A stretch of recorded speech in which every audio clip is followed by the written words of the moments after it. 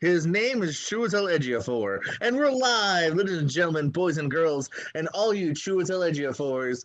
I hope that I'm saying it right. Welcome to a show about shows. I am one of your two cohorts, Jordan Pearson, and joined as always by Mr. Omega, Dutch McAllister. Yes, I am the Omega, the Alpha and Omega, actually. I am Dutch McAllister. I'm glad I could be here tonight. We got a great show for us. We got our we got the worst movies of the year of We've 2020. done our top 10 best of 2020. Now we're talking the top 10 worst of 2020. You said it was hard to find. I guess I just watched a lot of shittier movies, so it was easy for me. I even have honorable mentions. I'm raring to go. We got some movie reviews Honorable for you. mentions. Oh, yeah, you're damn right. We got some movie reviews here for you. I've seen two movies already from the year 2021. You've seen one, so I'll let you know what the best movie of the year is so far and the worst movie of the year is so far. Uh, Yes. So do you want me to read first? Let me go first, and then we'll end it. I'll try to First, you'll have to say his name. Go ahead. say it. Okay, go for it. You go for it. I don't want to do it. I want to butcher his name. I love him as an actor. I love him too much. For a movie streaming on HBO Max, Locked Down. Set against the backdrop of the lockdown, sparring couple Linda and Paxton contemplate pulling a high-risk jewelry heist at one of the world's most exclusive department stores. This stars Anne Hathaway, Chiwetel Ejiofor, Ben Kingsley, Ben Stiller, Stephen Merchant, Mindy Kaling, and Dulé Hill. Dutch, you start talking though. What do you think about Lockdown? We both saw this. Yeah, when I went into it, I was thinking, I'm hoping it's not going to be like one of those awful lockdown movies. You know what I'm saying? Where people are, quarantined. A lot of, I've seen previews to other ones that are out there, but this one turned out to be just a fun, almost like Ocean's 11. I feel a little bit with the character, to a point, but with less aptitude of doing what they're supposed to be doing.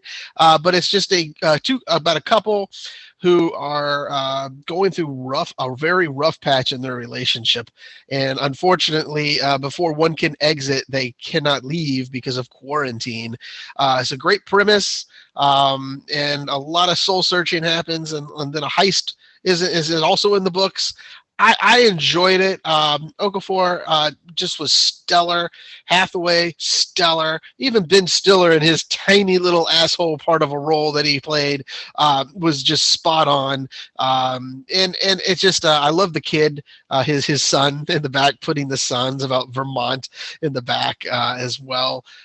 They captured the calls from the Zoom and the FaceTime, I think pretty accurately, by the way they did it. It was just a special film that just ran pretty good. I enjoyed the movie a lot. The chemistry between the two leads, the only two leads, we'll say, is just amazing. And I'd love to see them again in another film. That we could have another teaming somewhere down the line. I'm hoping. So what did you think about this? I am ecstatic about this film. I'm not quite there. I'm not quite there with you on this one.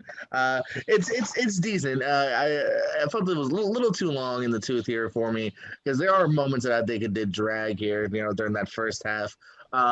There are some good moments though between the two. I do agree. I love these two actors here, and they really do have some meaty stuff here. I just love the Zoom calls with everybody. You said Ben Stiller, he's fine. There's the one joke with the kid that's funny. That's about it. Mindy Kaling has one funny joke. Stephen Merchant has kind of one funny line. You know what I mean? It just obviously you can tell they had to work with what they had, and I do a good job in complimenting them on that. I'm glad they made this. It's directed very nicely as well from I believe Doug Lyman. So it Yeah. has its moments. I did enjoy it, but I'm not ecstatic about it here. You can tell that they're a little handicapped here, and I didn't love all the bickering that they had in the first half of this. So it's good. It's worth I think checking out. I'm going to give it a positive review, but I'm definitely would not use the word ecstatic personally. I'd be honest. The reason why I liked it, I even liked it more whenever I saw the little featurette they also provide for the film about how they went ahead and did all this, where they had the whole cast and crew quarantine in one house. during all this time, and every day they had to get a test. If you haven't had a COVID test, they're the most uncomfortable test that you'll ever have. You have a ramrod up your nose, and your eyes just roll back in your head like you're the Undertaker, and it's just it's very uncomfortable. And but so they did this every day while they were shooting in London. They got Harrods on board because they were empty. It was just it's just a neat little 3-minute featurette that kind of made it even better for me. I did not watch that. And did you sit through the credits? There's a special scene in the credits. If you sit through the credits, there's a payoff from the very last scene of the movie, and it's just cute. It's just a cute payoff. So, but yeah, I give this so far 4 snowflakes. I like I said, I just love the drama. I love the feeling, the realness, the grittiness of 2 people who were in love, fell out of love, and are just trying to find their way back to each other. And I guess crime does this to some people at the end, so it brought them back together. But yeah, I just thought, to me, there's some holes. Don't get me wrong. There's holes, in this story, but I'll forgive it because I was just enamored by the cast and just the way they told the story. And did you notice there was a special? The very first person in the song was credited in the credits was Sonic. Yes, the Hedgehog. Sonic was the number 1 casted guy in there before anybody else was mentioned. The Hedgehog. Oh, okay. Sonic. I forgot about the damn hedgehog. That's right. I was like, what are you talking about? Yeah, that's right. There's a very cute hedgehog. Very briefly. Should have been more hedgehog. My other complaint. Yeah. I'm going to give this 3 snowflakes. It's a solid 3. It's an interesting film worth checking out. I think it's going to be also a really interesting film. Hopefully in 5 to 10 years, when you kind of look back at it from like a capsule point of view of like, oh yeah, we kind of had to do this or else we wouldn't have had entertainment during these times, and what they had to do to film this movie. But for now, like I said, I thought it was interesting, but it could have been trimmed a little bit, and I don't know, just there's only so much you can do. Coming up next, you let's see, you read this one now. I saw this one. It's also available on HBO Max. It took me some time to get to it, but I finally got to it. 2020s, Never Really, Sometime, Always. A pair of teenagers in rural Pennsylvania travel to New York City to seek out medical help after an unintended pregnancy. This is a showcase of Sidney Flanigan, first time ever in a movie. Talia Ryder, Theodore Polarin, Ryan Eggold. He's on. If you don't know who Ryan Eggold is, he is on New Amsterdam on NBC, and Sharon Van Eaton as well. Man, where can I start with this film? It is gritty. It makes you uncomfortable sometimes, but it's an unflinching look of what it would be like if you were a 17-year-old girl and you're in trouble. And when I say you're in trouble, you're pregnant, you don't want the pregnancy, but you come from a town that doesn't support the idea of abortion, and you have to leave town to get this procedure. It is just a, it's just, I would not like to say heroic, but to me, it just seems as if you have the leads, Cindy Flanagan, who plays the character, I think her name is August, is just unbelievably just subdued. She's trying to deal with every moment as they come, and I don't understand. I would like to know a little bit more, but the title comes from the questionnaire that they take during her psychological visit to the counselor in one of the meetings before she has her pre-procedure for her abortion. And basically they ask questions that are very uncomfortable, like, has your sexual partner forced you to have sex against your will? Sometimes, always, never, always, that type of thing. And it just goes through the whole questionnaire, and you just see the reaction on her face. She just delivered 100%. I actually teared up. Still thinking about it, I tear up. It was just, because you would have to understand something, the character right there. You understood what has happened in the past to this character with not a lot of backstory, and she delivers 100% in this role. Her and the character of who played by Theodore Pelgrin is just a guy who's an opportunist, who he's just a sleazeball, who comes off looking, he tries to come off nice and cool, but at the end of the day takes advantage and basically molests Talia Ryder's character in this film. It's just one heartbreak after another. But it's a good film. It's well worth any talk of nominations. I believe Sydney Flanagan has been talked about getting nominated somewhere somewhere this year possibly, and maybe a dark horse type feel. But her inflection and of the way she did in this movie, oh my God, is powerful. 4.5 snowflakes. I don't want to sound like I'm a sadist when I say this, but I'd like to know what got her there. I know she was pregnant when we meet her, but I'd like to know what her life is like, because the character played by Ryan Eggold, just brief. I'm just saying, you only see him briefly, but he's a scum. You know what I'm saying? I'm just saying he just seems like a scum in this film, and you don't know if he did something to her or if it's someone else in this film that we don't know of. But oh my God, it is a gripping film. It's like an hour and 47 minutes, but that, I believe, that interview scene felt like forever for me, as well as it did for that character, just wanting all the questions to go away, and just continue on with what her mission was. Is, like I said, it's well worth watching.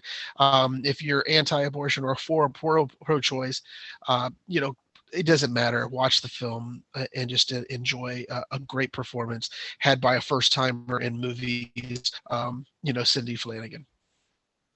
No, very interesting, man. Yeah, I didn't know it was on HBO Max, so yeah, I might have to check this out myself. Yeah, it's well worth the watch. It's sobering, really.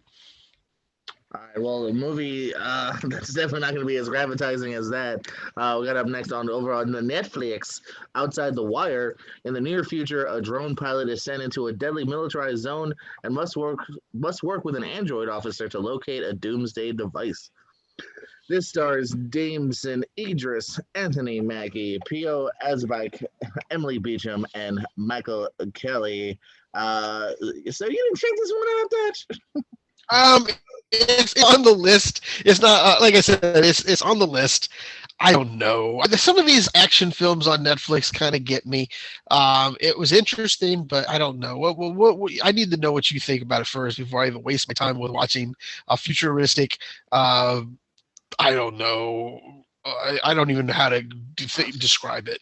Even though you did describe it, I don't even think that helps. Well, if I could go back and give a higher rating of Lockdown, I would. This thing's just fine. I mean, if Extraction or Old Guard didn't win you over, this isn't. This is probably my least favorite. In fact, in the trailer, it even says from the studio behind Old Guard and Extraction. This one I thought was the most lifeless of the bunch here. There's just not much to it, man. A lot of cliched stuff you've just kind of seen before, and you've seen it done better here. You're kind of missing a main villain here, Anthony Mackie, because he's, both of them are kind of very one note in this movie. It's not a very showy performance by either one of them. So it passed the afternoon. In the end, I'm going to say 2.5 stars. It's right smack dab in the middle of it's comfortably made, but there's just nothing really that special about it here. So definitely not something you need to rush to at all. If you're bored and you got it on in the background for an hour and a half, it's fine. But yeah, it's another Netflix movie where this very much feels like a Netflix movie, like what was the other one Anthony Mackie and Frank Grillo made a couple years back. It's right in that same category of you've seen it done and you've probably seen it done better. Okay, so it's a rainy day type of film if I have nothing else better to do. Yeah. I hate to hear that, but that's what happens. The next one we have, you saw this one, I didn't. Again, I only participated in two of them. You did more with the heavy lifting this week again. Max Reload and the Nether Blasters. Weird. A small town video game store clerk must go from zero to hero after accidentally unleashing the forces of evil from a cursed ColecoVision game, starring Tom Plumley, Hassie Harrison, Joey Morgan, Greg Grunberg, Kevin Smith, and Martin Cove. What is this on? Because I swear I've seen the preview. I just don't know anything about it.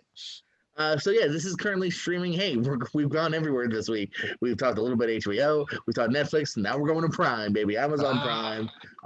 So this was made probably a couple years back. You know how? Look at Kevin Smith. This is before the heart attack. This is pre weight loss Kevin Smith here, and he's pretty funny. He plays the boss of the video game shop. You can tell he's probably was only there for a few hours because he's kind of dispersed throughout it, but he's always in one outfit. They probably only had him for a little bit, but this one, man, it's not the greatest, but this one warmed my heart because you can just tell this is made from the right kind of spirit. This is made by fans trying to tell their own kind of 80s like nostalgia movie here. The effects actually aren't that bad for whatever editor they had or whatever kind of thing they had working with. I thought they were pretty fittingly good here, the effects of what they had going here. There's some funny moments here, a couple of quick funny jokes. I liked everything in here. Greg Grunberg is the funny as the old developer who comes back to try to stop this video game from taking over the world. These evil characters here. Smith is honestly pretty funny. He's the reason I came into this for it. Martin Cove from Cobra Kai is the main character's dad, and he's kind of war torn and crazy himself for a little bit. He's not in a hell of a lot either, but I don't know, man. It's one of those films like it's not great by any means. But I think it'll warm your heart to it in a degree. I think if you're into these kind of things, this geek culture, and just you can tell like this was made from the right heart. So I'm gonna give it 3 stars. I'm gonna recommend it. Like I said, it passed by the time. I enjoyed it from beginning to end. It's a cute little film. Okay, if I find the time, I'll throw it on. That sounds like something I can watch. I like those kind of type of movies. Those kind of cheesy movies, and that kind of work that way. Yeah, very. Plus, I used to own. I owned a ColecoVision, so I it's right up my alley. The next one, it looks like I did all the heavy lifting this week in the TV show realm. Wow. Well, the first one I'm going to talk about is Bridge and Tunnel. Bridge and Tunnel is a new show on Epix. It just started this week. I don't know why or how I even started watching it, but I did. It's set in the 80s. Around Jersey, I believe. If you're a fan of Edward Burns, I apologize. He is the creator of this show, writer and director of these shows. And it's about basically a kid who's the one last summer before they all take a real job and to go off into the world. And so far, I'm not sure. I have to keep watching it. I'll probably still watch it. I got a great deal on Epix, so I'm gonna 3 months for 99 cents each, I think. So I'm gonna go with it. It's usually like a $6 deal, so I'll just do 3 months and then cancel it. So hopefully I'll be able to get all the episodes in. But I'll keep watching it until I can't watch it anymore. But it's well worth a look at. There's a show. It's free. The first episode is free. You can probably get that on HBO through Apple Plus and or Roku. I know that you can get the first episode for free at the moment. I do kind of like Edward Burns, so maybe I like Edward. Well, what's funny is Edward Burns shows up. He's the father of one of the guys, and he delivers the Edward Burns stuff like in the what was the brothers movie the first one that he ever put out. Yeah, but that movie, he kind of delivers the same type of dialogue. It's still snappy, it's witty, it's still, it's still clever. It's not dried at all. The second one is also is on HBO Max. It's called The Event. If you're a big fan of reality television, this one might be up your alley. It is about Spago, Wolfgang Puck's catering service, though. and all the stuff, all the drama that goes into putting on events and making sure everything goes on without a hitch. First episode is the SAG Awards. And how they come through in the end, and it just progressively goes through other events that take place. Um, it's just what it is. It's a reality show in which once in a while Wolfgang Puck makes his appearance, and everyone bows down to him. I think there was a funny little scene though, what I thought was pretty funny, where he's in the first episode. Wolfgang shows up at the SAG Awards, and he's talking around, and then he's asking Leonardo DiCaprio, which they don't show on camera. I guess he didn't want to be a part of it, but he asked him. He was like, he was hungry still, and he said, "Is there any way you have any vegan pizza in the back?" And next thing you know, you see Wolfgang come from behind and go. He goes, "Oh, we need a vegan pizza for Leo. Leo need a vegan pizza, you know." And so he goes back and he makes it himself, and then he carries it to Leonardo. So it's kind of funny how this multi-million-dollar chef, just basically will just be a Domino's pizza guy all for one guy, So it goes to show you what kind of stroke Leonardo DiCaprio has in Hollywood, And there you were showing a clip right there, the Brothers Mulligan. That was the McMullen. McMullen. Okay, I'm sorry, McMullen. But it was a good the name, and you got it wrong. Well, no, I didn't. I couldn't see it. It was very small on my screen. Oh, okay. But it was well worth the watch. That's with I think Brian Mahoney's in it too as the dad, I believe. Or that another one that he was. I don't really remember. Then the next one is season 2 of Selena plus Chef. That is also on HBO Max. Selena's back in the kitchen, cooking up some grub with celebrity chefs who get $10,000 for their charity if they do this. I would probably want 20 because every single time she's not learned a thing yet. Out of all I think there's 8 episodes already, she's yet to figure out how to hold a knife properly and cut properly without almost chopping her whole hand off. And so, there's always calamity. First episode, she catches, some parchment paper on fire in her oven. Second episode, she learns how to make biscuits. There's one of her cross cuts that scares the hell out of people. But yes, it's still entertaining to watch. I think it's mostly because her grandparents show up and they're kind of funny to watch as well. So they're the ones who keep her keep her grounded, because they're the ones who are more smart asses toward her than say her friends who she brings in as well, who she has during quarantine. So those are 3 of the shows that I've been watching lately. We'll have more next week, but those are the 3 that I think you can take a peek at and enjoy some episodes. Bridge and Tunnel, you only have one chance to watch one episode right now, but next week, of course, this weekend coming up, you'll be able to see it. Very nice, man. Very nice. Some interesting shows there. You talk about HBO Max. Yeah, I like it. But you know what we don't like, and we're about to talk about now. What is it, buddy? What do we don't like? Well, as I said, man, we've talked about the top 10 favorite movies we just loved in 2020 with heartache and emotion and juicy acting. Let's talk about the shit fest. Let's talk about movies that just didn't have it together here. You mean like your background? Like your background? Yeah, so this is not a 2020 movie, but I figured without giving spoilers away, let me show you one of my least favorites of 2019. At least this one had some good acting in it, kind of, sort of. So these other movies, I don't know if I can agree. So who wants to start off this train wreck? Well, like I said, like you said, I had a hard time because I thought 2020 was so difficult to watch a movie. If I spent time watching them, I should be okay with watching what I want to pick. I was obviously just like you. We were home a lot this year, which means I saw a lot of shitty movies this year. I thought. Well, you got DVDs. You had different areas of crazy to go to. I decided I'm not going to go crazy. I want to just waste my time. If we were in a theater going every day like we were before, then yes. There'd probably be a lot of that on here. Yeah, we need to get back. Oh my God, we need to get back to Worms. But my number 10, I don't have any honorable mentions, but number 10, Friendsgiving. is my number 10 film.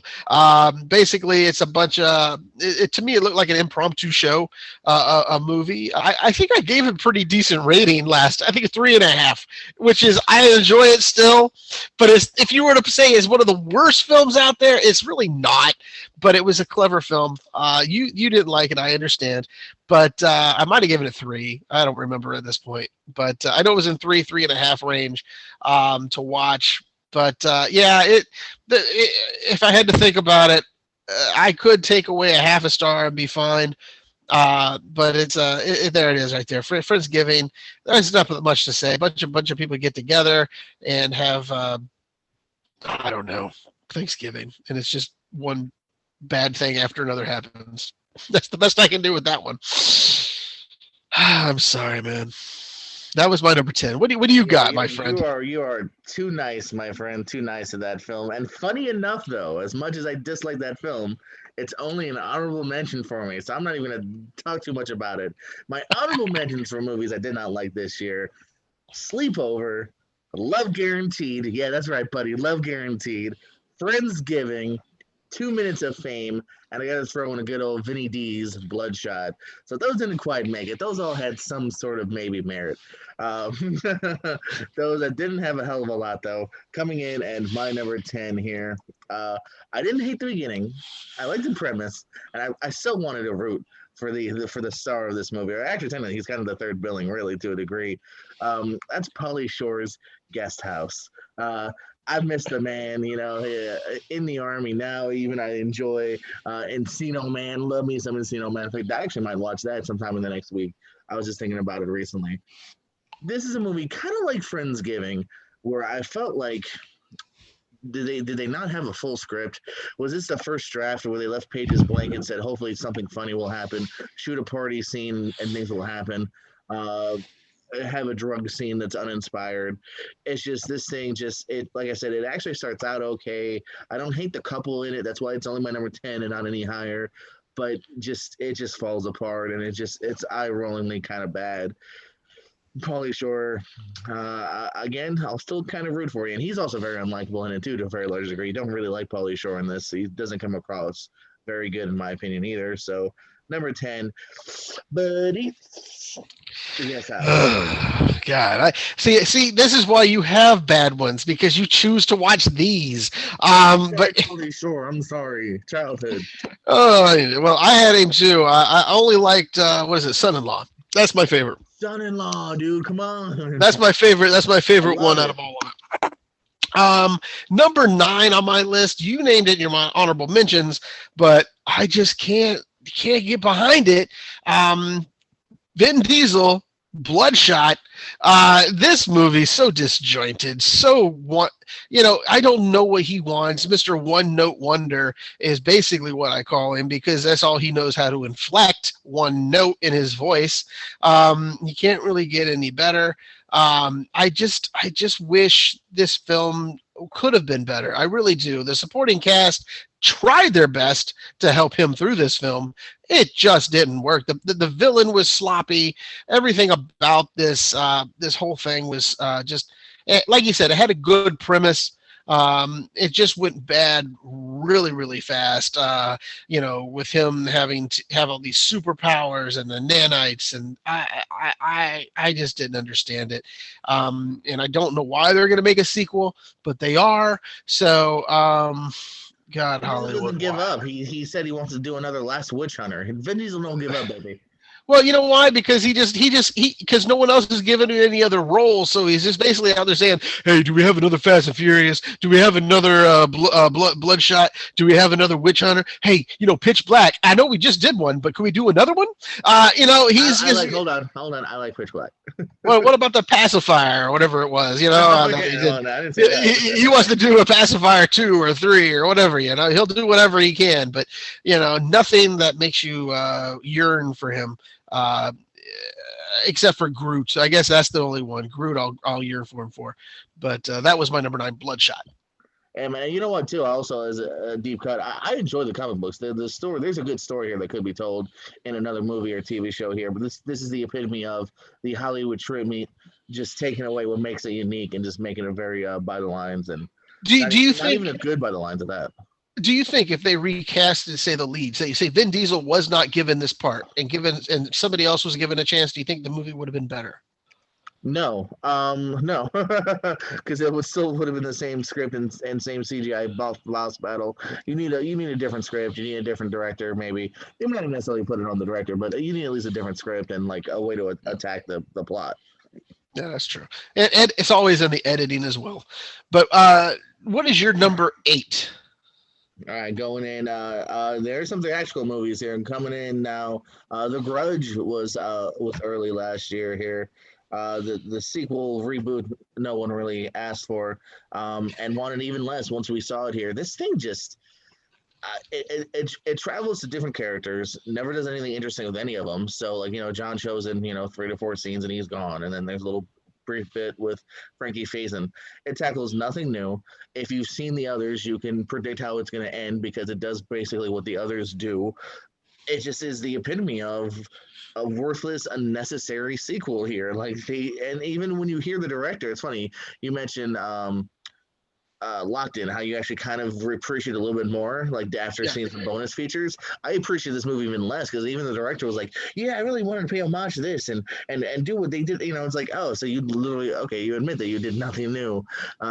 It's just it's dour. It's not funny. There's even cutaway sometimes from like the gore, so you don't even get your gore fix at points. Like, there's nothing in this really that I found intriguing or enjoyable. So yeah, The Grudge.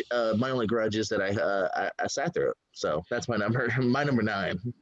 Yeah. Oh, it's your number 9. Okay. Yeah, I forgot number 9. I apologize. Number 8 is what I'll be on next. Because I forgot I started. Hey, the question. You know what? There was a movie. We'll get back into the countdown real quick, but there was an awful movie that I saw that was nominated for Best Picture one year from Ethan and Joel Coen. I think it was called The Good Man, I believe. And I was watching the how you say director's commentary, which they have, and they were both saying we don't even know how this became a movie. We didn't even want to make a movie, and somebody just said, "Oh, we just make the movie," and they were like, "We don't really want to make the movie, but okay, fine, you're giving us the money, let's make it." So basically, the movie wasn't even a movie; they just made it up as they went along, and it still got nominated for an Oscar because the year before. They got the buzz for I can't remember what movie it was before that, but it was just I'm like, are you out of your gourd, people? If you find that story again, show me because I'm interested in what these movies are. Yeah, I will do my research on that because I have it in a blog somewhere. It's kind of weird. Number 8, I went with this movie because it was not as good as another one that I had to toss up with, The Wrong Missy. Even though it made me laugh in some spots, it really failed a lot. On Netflix, it's a David Spade film where he basically dates the wrong Missy, basically, and he gets his Missy's confused, and he gets a woman from hell with him. And there's a lot of movement in this film that I don't understand at the end where he does a paradigm shift, hating her through the whole thing, and then does the paradigm shift where he loves her and can't get enough of her. And I'm like, no, she's gone. She's good. She's gone, but no, he wants to bring her back. So The Wrong Missy, number 8, a triumphant flop. I'm not going to disagree with you too much. It didn't quite make it because there was just enough that I liked in it where I was like, all right, these other 3 I found there was even less to enjoy. So it didn't quite make mine. I do agree with you though, wholeheartedly, that the cliched like, wow, now I am in love with her was not earned. It was not earned in this movie here. You're like, no, I never saw that transition. She stayed very like obnoxious and one dimension. She was one dimensional. She never showed any contrition for anything she did. I can't quite make it, but I will continue talking about comedies, and I hope you're joining me in this later on. Because it's a great Lonely Island song, but it's a bad movie, Like a Boss. Tell me you're talking about it later. Oh, I will be talking about that a little later. So yes, we're not far off. What I knew we'd be on agreement here, man. I just mishandled, just not funny. Just jokes are failing, plots are failing. They're falling out and coming back together. Even that fails. You don't care. Salma Hayek can be funny, not funny. Tiffany Haddish can be funny, not funny. Rose Byrne, same thing. Just I just the trailers didn't do much for me. I think this was one where this is before theaters were shut down, before COVID, Yeah. and we both kind of like tiptoed in. And it met our expectations. Although here is the best scene. I know we both do like this scene. Yes, that is my favorite scene. Billy Porter doing what he does best. And that is the funniest thing you'll see in the entire movie. So my whatever that was, number 8. Okay, my number 7. Oh man, where is number 7 on my list? Oh, there it is. Number 7. I was wanting a little higher, but I don't know. There's other movies that were worse. It turned out. Number 7, Artemis Fowl, over there on Disney Plus. They had so much they could have done with this movie, but for some reason they overdid it. And when I say overdid it, they also underdid it in some other spots. Whereas he's supposed to be a bad guy, but yet you're supposed to cheer for him. I don't understand the bad guy cheer, deal where you're supposed to be a thief. You're not supposed to be liked. You're supposed to be, you basically do a departure from the book. Unfortunately, this kid, as we found out, is the grandson of Robert Shaw. We found that out as we were doing this, but yeah, unfortunately for him, this is his big role, and I don't believe they're going to be reprising a sequel that I know of. They were talking about it just for Disney Plus only, but if they do, they're going to cut the budget a lot, and so special effects will go down the bunch. It just, to me, just was not redeeming at all. I said it was probably 2.5 when I first saw it. I will walk that back now that I have had way more time to ruminate on this. But yeah, it is just not something that nothing I can really follow and be a part of. But number 7 is this is another one with Bloodshot where I never read this book, but from what I've read, like you said before, where they don't follow the book. What I've read, it's an interesting concept that they obviously just threw out the window to do some cliched, elf stuff and whatnot. So again, I feel like give another 10, 20 years, let's reboot this. Let's reboot Deadshot, a Bloodshot.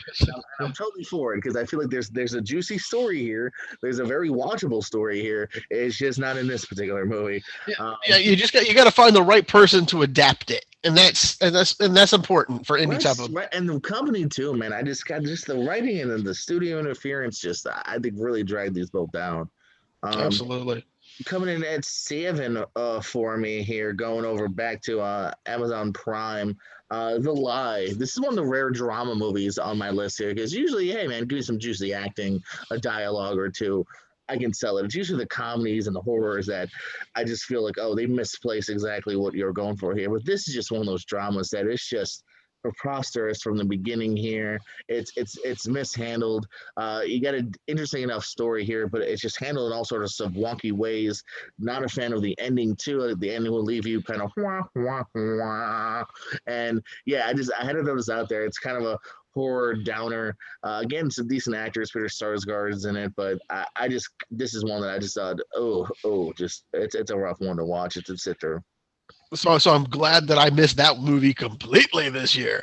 Past year. And also too, I mean, I didn't cheat because it came out in 2020, but the movie's been done since like 2017. I've heard so. Well, so that there's a bad thing right there. It's a bad sign. Yeah, it's a bad sign when they hold it for 10 years and then they say, no, let's put it out. My number 6, I was disappointed in this. I tried to find the Limelight. I still gave it 2.5. Again, these are going to be mostly 2.5. Wait till we get down a little lower, because some of these are going lower, trust me.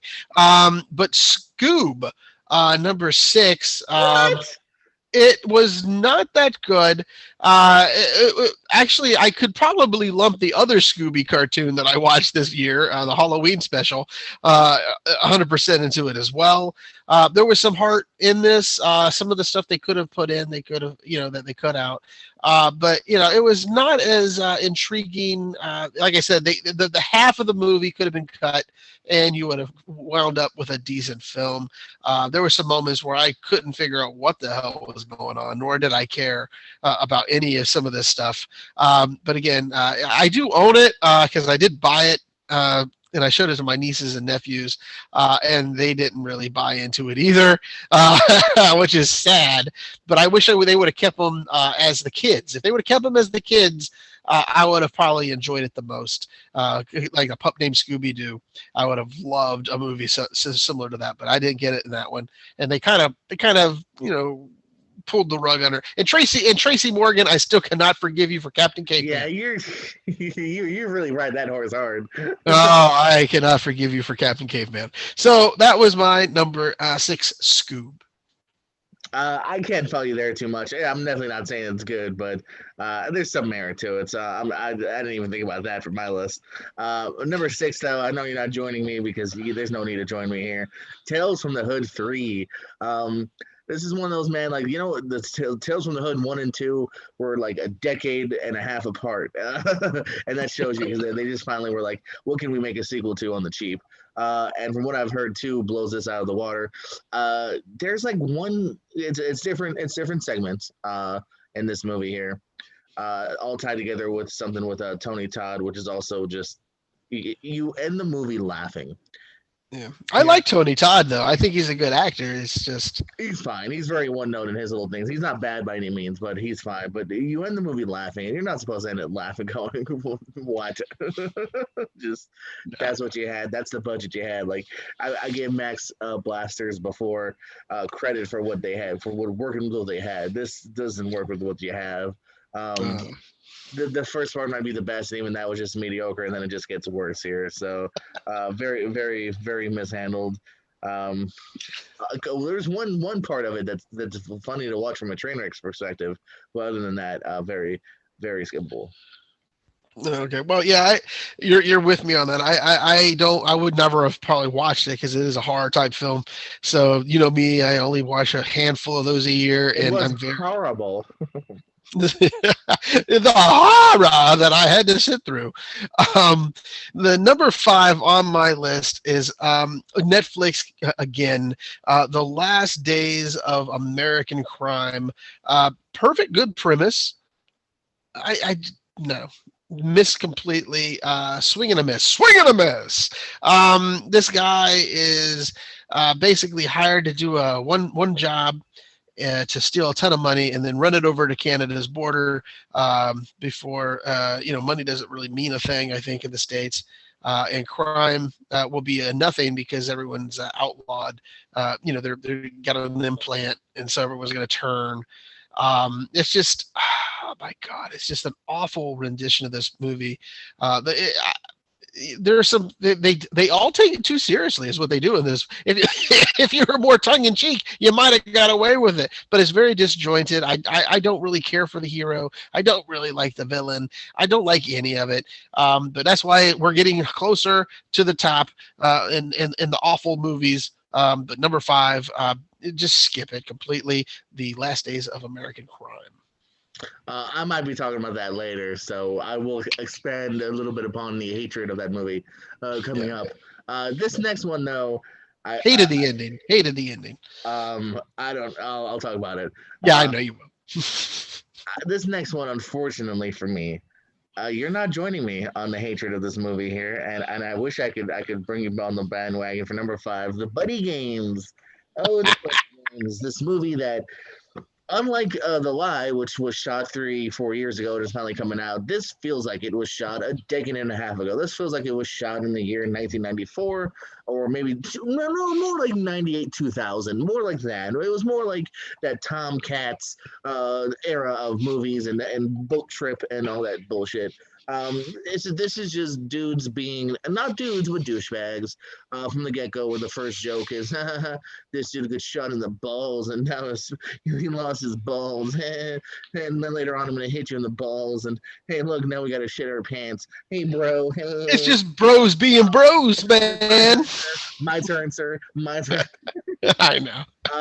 I mean, James Roday is wasted. Is he gay? That's not fucking from 2 decades ago. Nick Swardson is Nick Swardson, man. I've seen him live. I love his first Comedy Central special. This and Grown Ups too. Just I hate it every time he was on screen. I want to love him, but I hate him sometimes in these movies. He's so grating and annoying. And Dan Decadal and just everyone looks bad. And the story with Olivia Wilde, Yeah, whatever, man. This is just no clue. it was not for me. It's like the emphasis of just what I look for in a movie. My number 5. I didn't like it, in case you couldn't tell. So what's your number 4? Well, I gave that one a 3.5, if I'm not mistaken. I'm sometimes like, it just hit me in the right time of my day. So anyway, my number 4, we talked about it. I'm not a very big fan of Tiffany Haddish, but I gave her a chance. Like a Boss comes up at number 4. I really hated it so badly. And we got to see another side of her. I believe it's The Kitchen. I believe that was the name of that movie where she was. Yeah. Also, not a good. I like. But she's good in it. That's what I'm saying. It wasn't the greatest of movies, but you got to see a different side of Haddish that she could possibly, if given the opportunity, to act a lot better. That is the worst scene I think I've ever seen. Where she's worse. There's worse in this movie. Oh no, there's other other scenes, but I'm just saying that one was just so stupid. Every ounce of it, where they all of a sudden these two friends turn on each other. Oh, there wasn't much of a friendship if you could really soil it that fast. You know what I'm saying? It just doesn't really make sense why they're friends to begin with. If one does more of the work and one doesn't do all the work. There was never really a yin and a yang to me. But again, the Billy Porter scene, this is my moment. I love that scene. We saw that so many times in the preview when we went to the theaters. God rest the theaters. But yeah, I just love that scene where he just presses up against the glass and just, does his moment. This is my tragic moment, I believe it's called. But he does this over. Oh, okay. So he does it like that. So yeah, but yeah, I love it. I love Billy Porter. Just stylish man. But yeah. So, but number 4, Like a Boss, it could have been better. They just went. I don't know what. As you said, it was just an uneven joke after joke, and never really anything that made sense at all throughout the whole thing. And Selma Hayek just looked like she was just there for the paycheck too. So that's what I thought. Coming to my number 4, we're going to the flicks of Netflix.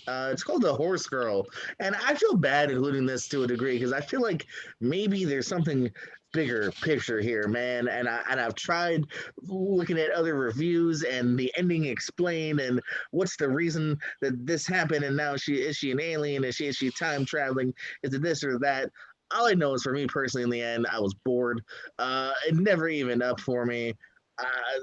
You can kind of piece it together later on if you do a whole little map and choreography thing of this scene equal and that okay, but it just did not work for me, man. Here, it's just kind of a drudge of a film that's very confusing and just doesn't even if it's odds. What's up?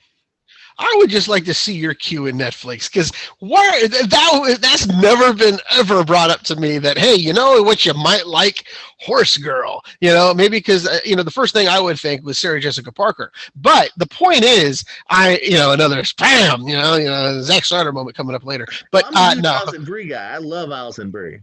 Yeah, I know. I like Alison Brie, but I'm just saying though, I've never had anything like that. I would love to just be in your queue, just your recommendations on Netflix one day, just to see what you have in there, so I can see why they recommend what they recommend. I'll let you in mine, and then we can compare because it's just so weird. Sadly, I probably I also might have sorted it out, or cited it out because.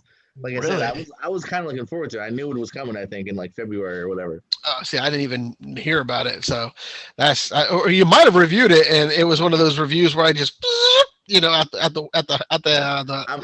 would imagine I absolutely did. Yeah. Yeah. So number 3, this has got to be on your list. It has to be. We're running out of movies at the moment. Number 3. Tom Hardy did everything he could do, and he still couldn't salvage it. Capone. Tom Hardy is a great actor. Hats off to him. I love him as an actor. But even his acting couldn't save the script that was Capone, based on Al Capone and his last days living in Miami. The worst, the most horrific film I have ever had the pleasure of seeing, and it just, when I thought it might get better, it just decided to shit the bed. And literally, Capone shits the bed in this film. And so I'm thinking, to me, that sums it up, right? It was just an awful movie. Everyone tried their best, and you couldn't save it. You just could not save it, no matter how hard you tried. And it was just, I don't know. An untold story, they say, that should never have been told, I think. So there you go. There you go. Number 3, Capone. You might be disappointed. It's not on my list. I thought about it. There's enough of a couple where I just thought these were worse. I just thought these were less redeemable. Hardy's trying. There's a couple of interesting revelations. I laughed a couple times.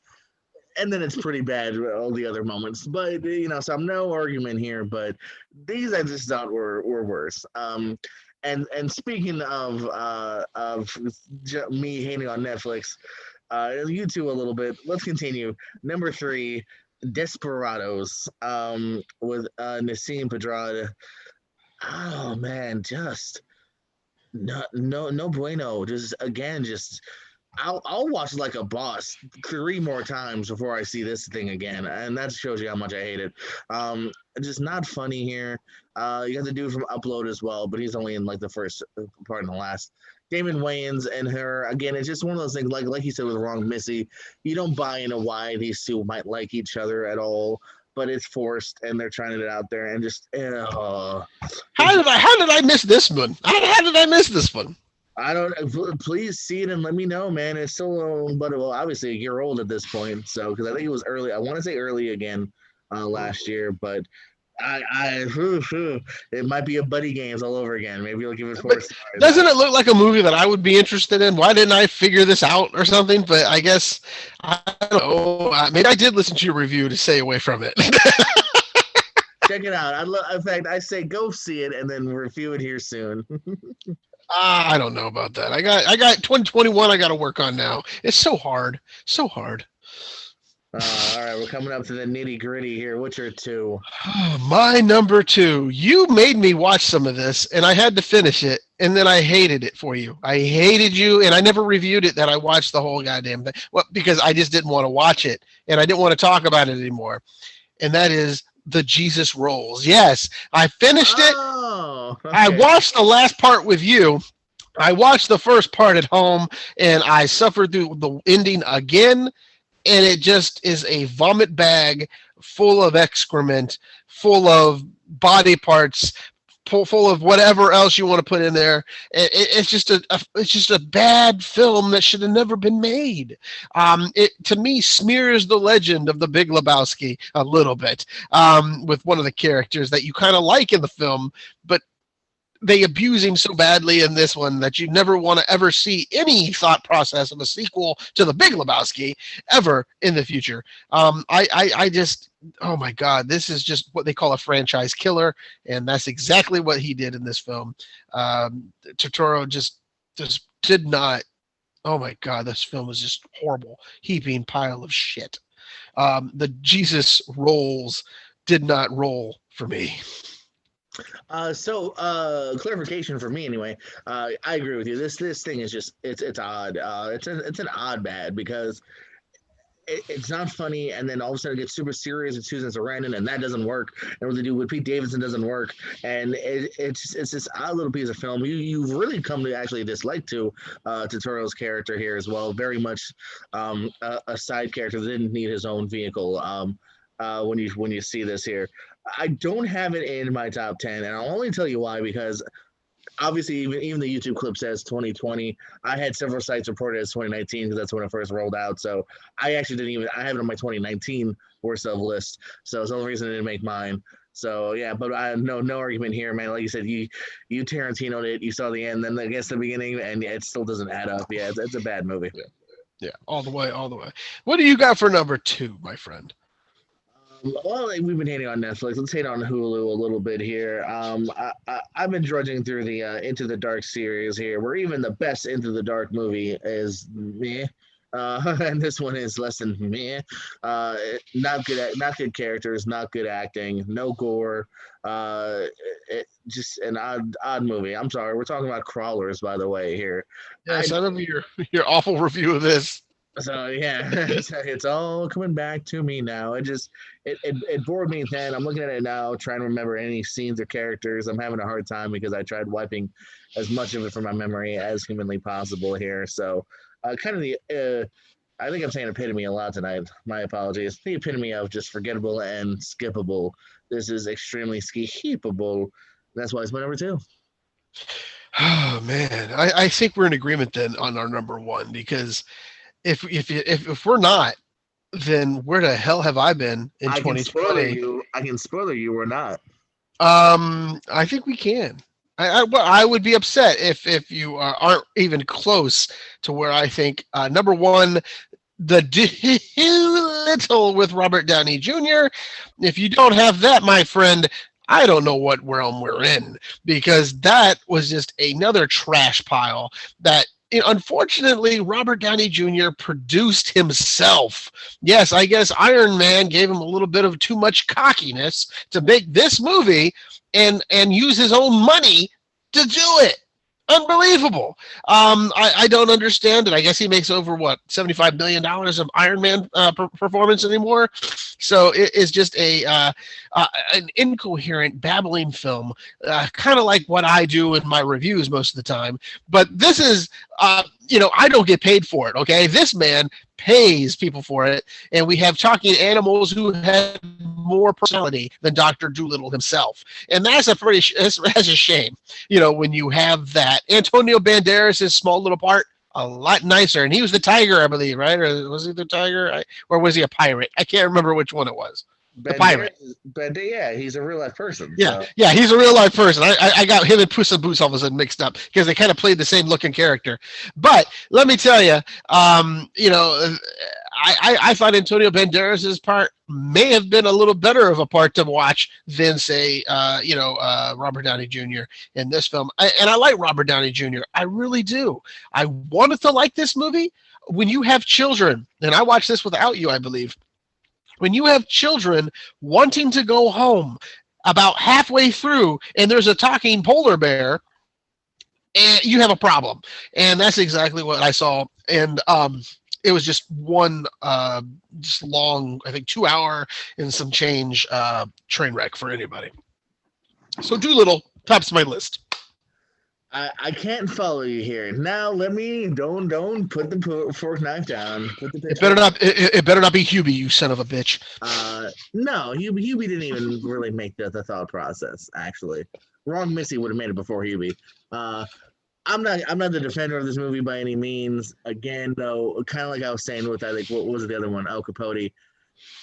I liked the kids. I laughed a couple times with John Cena and other people here.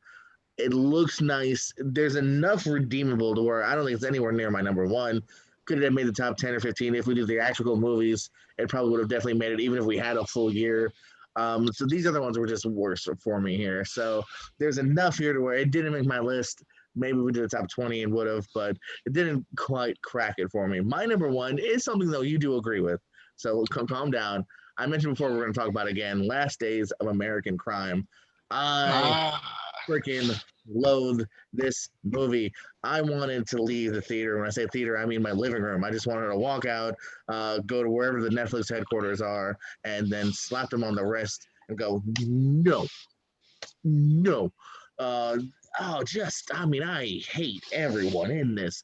Maybe Michael Pitt gets a small pass because he's chewing some scenery here, but I hate the main character. Yeah. I hate the relationship I don't care about. I don't care about her getting her daughter back, I think is what they were going for, the one girl. And then this thing is too damn long. Oh, God, I just wanted it to end. But I try to finish things so I can say I saw the whole thing. You have to. Review. And so at the end of the year, I can say this is why this movie sucked. This was such a bad movie. Netflix, what are you doing? So, yes, this was just This was the epitome of the epitome of the epitome of bad. Last Days of American Crime. Again, maybe 40 decades from now, if somebody else wants to tackle this, maybe there's something good. It's supposedly a graphic novel that's not bad, but this, I'm looking up right now. In fact, if I have the technology. Zero on the tomato meter. I know the tomato meter is not the end all be all, but that is still an example of nobody liked it, and 23% of the audience actually liked it too. That's shockingly high to me. No. That's way too high. I think somebody might have John Travolta his Gotti type film. Somebody, Edgar Ramirez, I think is his name. He had his Yeah, mom go a lot. So, Yeah. that's Yeah, it, my I friend. don't. Man, I can't believe that was your number. You gave Doolittle a pass. That's the worst. But well, Enough, man. At least Doolittle made me chuckle at the beginning. I did like the it. first 20 minutes with the setup of the kid and him trying to find him, and even the beginning animated part where we learn about him and his wife. So there's at least a moment where I was like, Yeah, Doolittle has a shot, and then the next hour and a half happens. Well, Less Dig American Crime is the kind of movie, and Desperados is like it, and yeah. Buddy to a degree where I just from beginning to end was like, this thing sucks. This thing is mishandled. It's either not funny or not action packed enough, or doesn't give me a single character to give a shit about. Excuse me. What is your top 10? Go over it real quick again. Yeah, my number 10, Friendsgiving. Number 9, Bloodshot. Number 8, The Wrong Missy. Number 7, Artemis Fowl. Number 6, Scoob.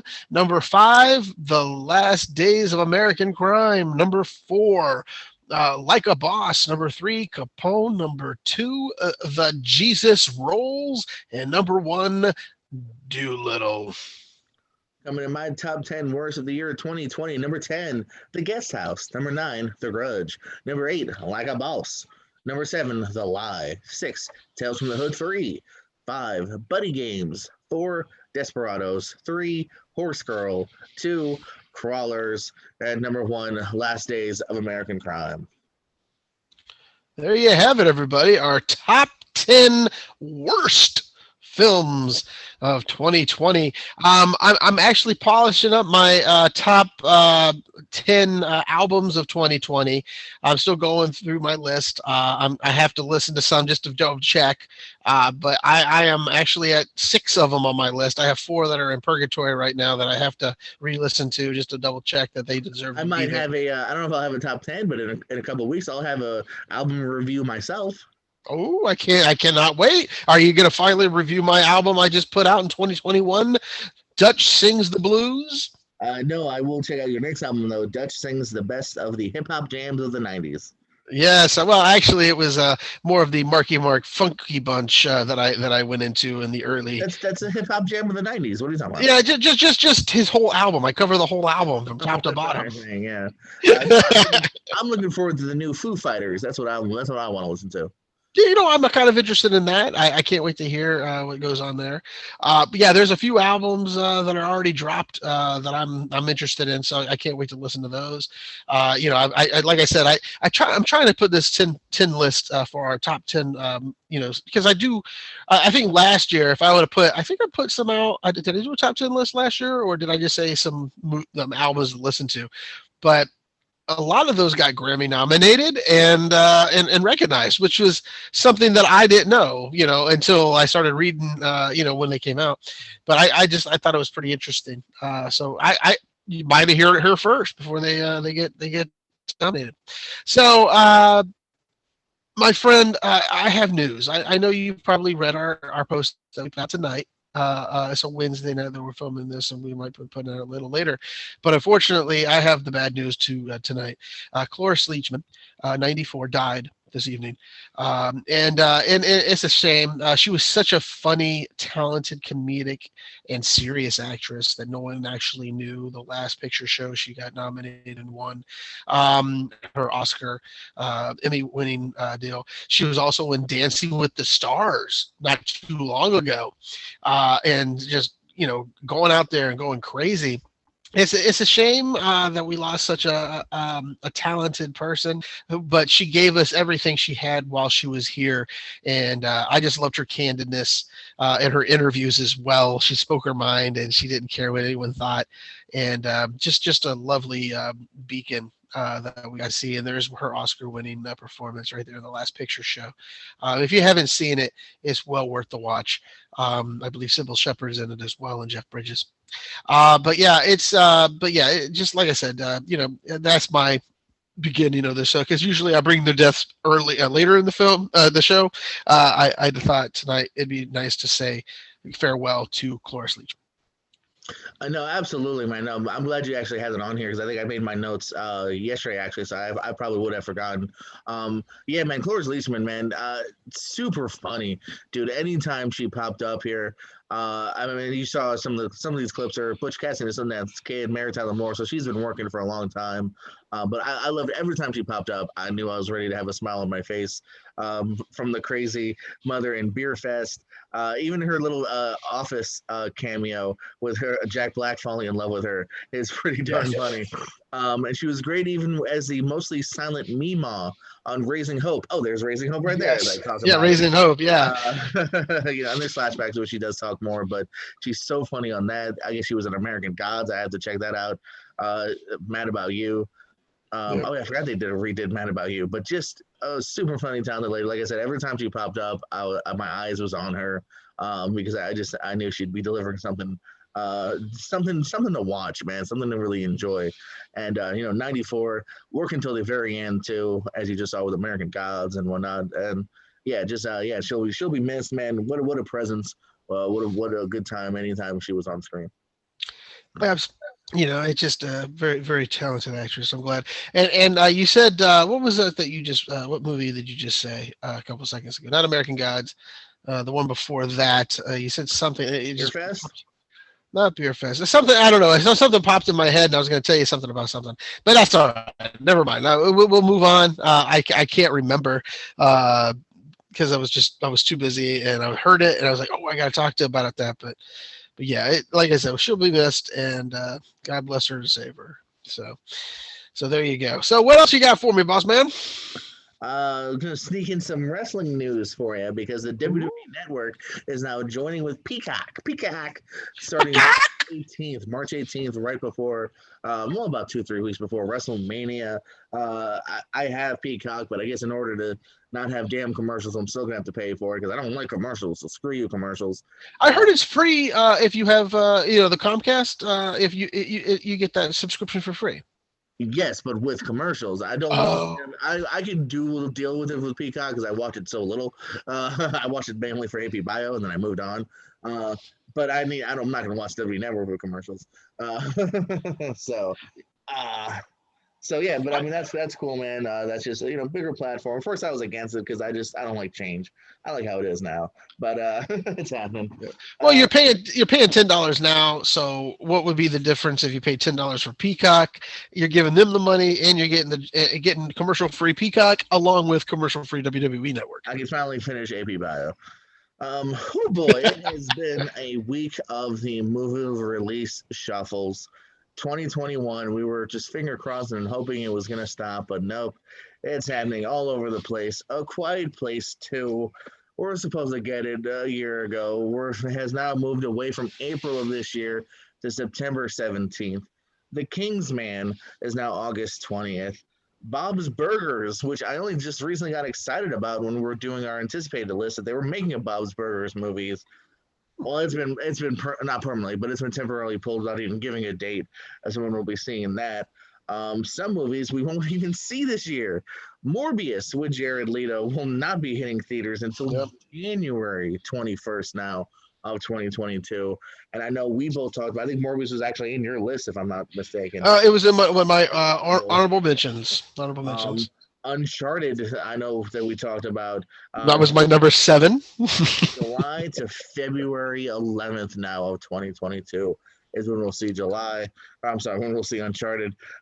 Last Night in Soho, the new Edgar Wright film, was April. Now it's October 22nd. Ghostbusters Afterlife, another movie we talked about. It still might squeak in. It's gone from June to November 11th. And finally, 007 No Time to Die is now eyeing a fall release, and we'll see when that lands. So it falls from April to sometime at the end of the year, which is, I'm looking at right now on my list. We have one that's two that we'll say has been basically put to the curb, and three of my top five are gone until the end of the year. So I don't know, man. I know, but they're getting like this close to not being there. That's the problem. So yeah, no, new year, but still feels like the old. Some renewals though. If you're a fan of TV, History of Horror with Eli Roth has been renewed for season 3 at AMC. Bridgerton, you're a Bridgerton guy, aren't you? Season 2 has been picked up for Netflix. Haven't seen it yet, but it is on my watch list. Oh, okay. I knew you mentioned it. Snowpiercer has been picked up for season 3 on TNT. We're speaking of Peacock earlier. Saved by the Bell will be renewed for season 2. And here's an odd one. I swear this is not an old episode from 3 years ago. Master of None with Aziz Ansari is coming back for season 3. He took a bit of a leave of absence, but we will be getting a season 3 finally of that. He pulled the old Larry David and Curb and took a break. Well, didn't he have a little Me Too issue going on for a second? Well, I'm just saying that's the reason why. I think in general too. Well, no, it might have been the exact timing. I was trying to think there might have been more to it than that, but that's definitely part of it. HBO Max got all us fanboys excited when they said they're developing a Batman the Animated Series sequel. Whoo boy, I mean, it's hard to say if you can capture that magic again. I think the animation still holds up if you can pull it. If you just steal from the comic books, steal juicy stories, tell them in, if it's HBO Max, so hopefully they'll have leeway as to, timing it within 20 to 40 minutes. So I'm excited for it, man. You can definitely tell some good stuff with the even if you don't steal, you can come up with original ideas. And, as long as you have me, Kevin, if you've got to bring me Kevin Conroy and Mark Hamill back, when you say sequel, it sounds like you got to, and they're still both around, so why not? Yeah, pay them whatever they want, HBO Max. You seem to be giving Zack Snyder a ton of money, so just give them some of that money. That's the podcast wouldn't be without Zack Snyder. Can we go 1 week without Snyder bashing? Just one. I didn't bash him. I just said they give him too much money. Go ahead. What else we got there, boss man? We got Thor: Love and Thunder has started shooting this week, so that's starting up, which is pretty exciting. And Matt Damon supposedly is in town for the movie as well. So is he just reprising the guy that plays Loki in a play? Does that character have a bigger part? Is it a different character? Is it another quick cameo? Time will tell. But looks like Matt Damon has joined already stellar cast that has also included Christian Bale. Speaking of streaming services, with WWE joining Peacock, we also have CBS All Access will be officially rebranded as Paramount Plus. People love those Plus names, starting March 4th. So you might have to give that a look-ski as well if there's a new free trial. CBS will just, anyone who subscribes to CBS, they'll move over to Paramount Plus at no charge. So it'll still hold. I think it's the price of $4.99. So I don't think they're going to go any higher at the moment. So that's a good sign. That's a good thing if they don't, go crazy. Let's not go crazy. You're Paramount Pictures, okay? No one's knocking at your door.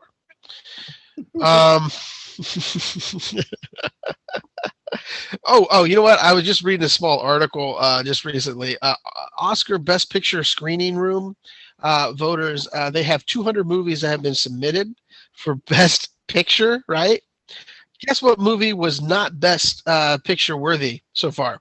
The movie Tenet was not even submitted. So I don't know if Nolan didn't even like his own movie, or this is like a reaction to Warner Brothers about how Nolan reacted to the HBO Max putting out. There was a $30 entry fee, and they were like, "We already lost enough money on this thing." So there's no reason for this, But you were one that went to the theater to watch that film, so that's kind of, I never got around to it, unfortunately. COVID took me out. It was better. Did you ever see it at all? No, I just couldn't. I'm waiting for the free on HBO Max because I can't. It's gonna have to land on HBO Max soon, or HBO somewhere, because it is owned by them. And why wouldn't you just put it there just to make him a little bit more upset? Also, we didn't talk about it, but Godzilla has moved back the release date of its movie. It moved it back a week, it looks like. So, it's expected from, let me see here. Let me pull this up here. Actually, it looks like they're bumping it. They're saying it moves back. It actually moves up. Actually, it looks like they moved it from May 21st. Okay, so they moved it to May 21st to March 26th, but now they're moving it to March 31st. So it moved up, moved back, and then it's moving back again. So, you scared me, dude. You scared me. I'm like, no, I thought we were getting that in a month or two. Yeah. So they just pushed it back just a little bit. Along with Peter Rabbit has been taken away. If you were a big Peter Rabbit 2 that was coming out, that's been pushed back. So a lot of movies are as we just said earlier, being pushed away. I was looking forward to Peter Rabbit 2, something light and breezy to watch during the during the doldrums of this February, January, and they pushed it away. So, there you go. You play Borderland, by the way? No. Well, if you don't play it, then you're prime for this movie. Kevin Hart has just agreed to be in that movie, Borderland. So I don't know how that's going to go, but he just signed a deal over. I don't know what studio it was. It was the movie adaptation. He just signed on to be with Kate Blanchett. It looks like the popular video game of a mercenary. It's a mercenary video game. So Kevin Hart trying to get a different demographic going. Anything else that we can come up with? I mean, I still got stuff, yeah. Yeah, come on, tell me what you got. I'm here for you, man. I know you may.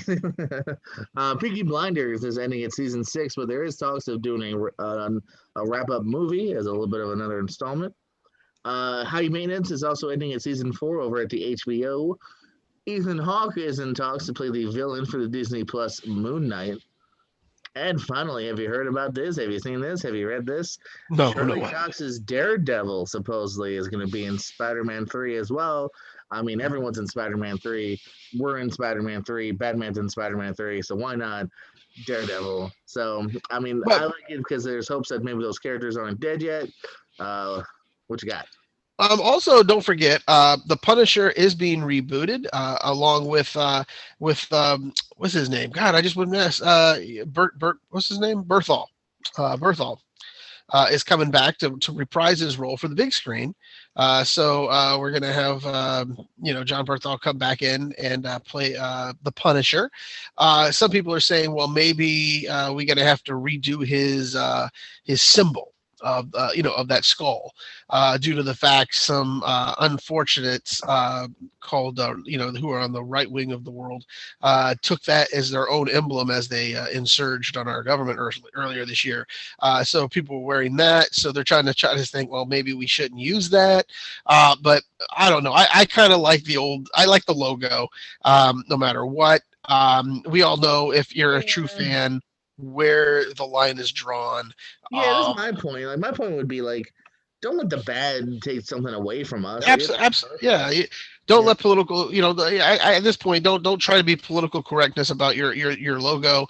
Everyone who's a fan of I think of the Punisher understands he's a vigilante. He is not on the side of good. He's not on the side of evil. He's just on the side of what he believes is right. He's going to kill you. Yeah, if you're wrong, you gonna be dead. And yeah, and I like the idea of Charlie Cox coming along, and I love him as Daredevil. I don't know how they're going to bring him in. I would just like to see him just as the attorney, Charlie Cox, as Matt Murdock. It's just that way. So we whet our appetites for a good movie down the line. Rumors also have him going over to She-Hulk. Because that is a law, she's an attorney at law, and we might see a Matt Murdock show up once in a while in the courtroom, in that in that comedy show that they're trying to put together. So it'd be interesting to see him in a comedy.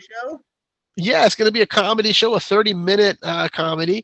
I'm hoping it's not like a sitcom type comedy, but like almost like a Curb Your Enthusiasm, kind of no laugh tracks, no any of that. Just a just like a Scrubs. Cut to She-Hulk. Oh, She-Hulk. Yeah, and I'm just hoping something like Scrubs, something good, like a good comedy. But I would like to. It's all on my own. No, I know I'm no She-Hulk. No. Yeah. Starring Matt Murdock. But yeah, I I had the privilege of being at a Comic-Con listening to Matt Murdock of Charlie Cox talk about his love and passion for this character, and you can see when he was talking about it, he was so excited. I think this was only in their second season, and he was just thrilled and just he wanted to explore so much of that world, and hopefully he'll be able to give that gift to us, that he want and give it to him. In a few years, man, let's go to Comic-Con. It's a bucket list. It's on my list, man. I'll be there. I don't care. Let's do it. Let's do it after they don't have that many people there. There's too many people right now. I was on the. What's funny is I was on the wait list for a while. I took my name off the wait list. I actually got opportunity 2 years ago to buy tickets, and no one wanted to go. And I was like, okay, fine, I'm good. No one wants to go. Fine, I ain't going. Screw you. But no, it is on my list. I do want to see something like that. But no, what else we got for me, man? Because we go on tangents. That was it. That was it. Oh, I like to end on a high note. I always end on a high note, and that was Charlie Cox. It's still Daredevil. Speaking of rape in Hollywood, no, I'm Mr. Downer, so I don't have that this week. I'm following, though. I just want everyone to know I'm following the case of Danny Masterson, and I can't wait to formulate my opinion on it. Soon.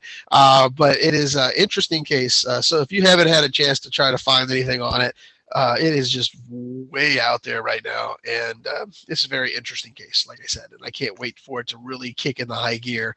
The mudslinging hasn't happened yet, my friend, but it will. I can guarantee it. There we go. Anyway. Oh, also, don't forget, if you're listening to this, we're probably going to hear it just now, is this week coming up is the Royal Rumble, right? Is the Royal Rumble this week? WWE. We're big. All month long. I know. I really like the Royal Rumble. Anybody who doesn't watch wrestling, December. I'm gonna say, you find a friend who has the network just to sit with them and watch the Royal Rumble. You will be a fan of that match. No matter what, they got a ladies and they got a men's. The women's is only in its fourth year, I believe now. That sounds right. Yeah, about the fourth year. So I am. I've always liked this. So I'm giddy. This is like Christmas for wrestling fans. This is where we get the reboot. We get to get the going for the WrestleMania. I know I don't talk about a lot of wrestling. We don't talk a lot of wrestling on this show, but I'm excited about this Royal Rumble and a few other things that might be possibilities for matches. Let's just hope Goldberg breaks an ankle so he doesn't go. I was gonna say I'm with you, man. Rumble's always captured my imagination since I was a kid. I look forward to it maybe as much, if not more, than WrestleMania itself. I just love the Rumble match itself. Yeah. There's always fun speculation. What NXT guy? What legend? Who might win? It's fun when it's not super obvious. So I'm looking forward to it. As you said, my only bickerness, my only smart markiness will be, for the love of God, if Goldberg wins. No. Yeah, absolutely, and you've also had a privilege of being at a Royal Rumble, as I did not have it. I did not get to go that year. I decided to digress for that year. But you've been to a WrestleMania. I've been to a WrestleMania. You've been to two WrestleManias to my one. Dose Manias, one Rumble. Yeah. Yeah. So two wrestles, one. We got to hit it. SmackDown.